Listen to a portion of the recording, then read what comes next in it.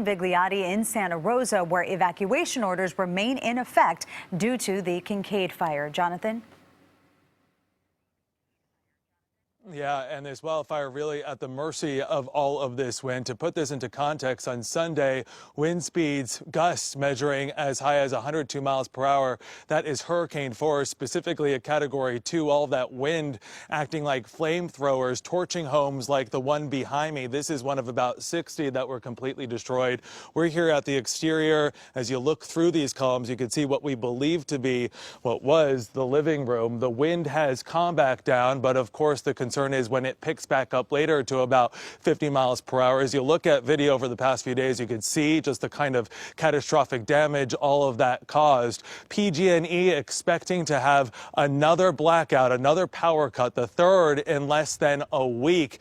This is their desperate effort to prevent any more fires from their faulty equipment, which we know has been responsible for several deadly wildfires in the past few years. And of course, right now, possibly even being linked to the Kincade Fire. Even with the power cut, though, the Kincade Fire is really the big concern. We've seen firefighters this morning going into remote areas trying to battle flames that have picked back up. And of course, the hot spots are a major concern. There are several hot spots around where we are. As this wind is expected to pick back up, it will whip those flames. And of course, the other big concern, the embers, which can be carried in all of that wind up to 1 or even 2 miles away, landing on homes like the one behind me and causing all of this loss. There are thousands of people who don't even have the luxury of sitting this out in their dark homes. So many people who are evacuated, who this morning don't even know when they'll be able to return. And of course, anxious to even figure out what they will be returning back to. Back to you.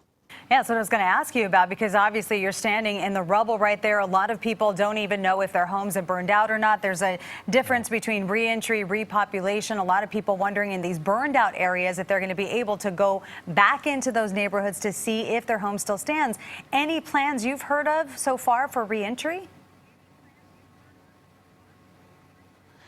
Not yet from our perspective. You know, we've been talking with firefighters who, for the most part, have really primarily been focusing on getting people out. They told us of these harrowing moments when the evacuation zone doubled overnight. This, of course, was back on Sunday when they went door to door in Windsor. We're told they went door to door to 10,000 different homes to get people out and get them to safety.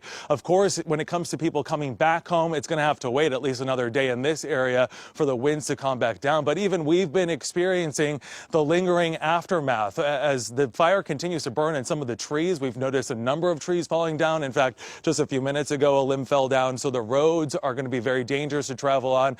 And of course, for people returning back home, they're going to have to be very cautious about some of those lingering flames. There are a lot of hot spots. Anybody that has driven around here, the first responders, certainly the news crews, have seen them. And those will continue to carry on for several days. So it's going to be very tricky for people returning back home.